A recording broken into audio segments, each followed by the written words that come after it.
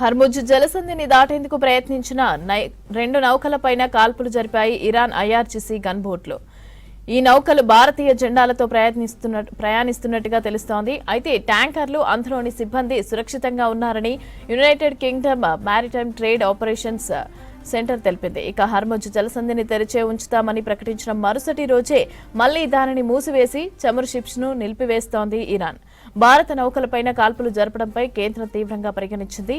ఈ క్రమంలోనే భారత్లోని ఇరాన్ రాయబారికి విదేశాంగ శాఖ సమన్లు జారీ చేసింది. భారత నౌకలపై దాడులు జరిగినట్టు వస్తున్న వార్తలపైన ఇరాన్ ప్రతినిధి అబ్దుల్ మజీద్ హకీమ్ స్పందించారు. ఈ విషయం తనకు తెలియదని అన్నారు. కానీ భారత్, ఇరాన్ మధ్య మంచి సత్సంబంధాలు ఉన్నాయన్నారు. అలాంటి సమస్య ఏదైనా ఉంటే త్వరలోనే సద్దుమణుగుతుందని అన్నారు ఇరాన్ ప్రతినిధి. భారత పర్యటన సందర్భంగా మాట్లాడారు అబ్దుల్ మజీద్.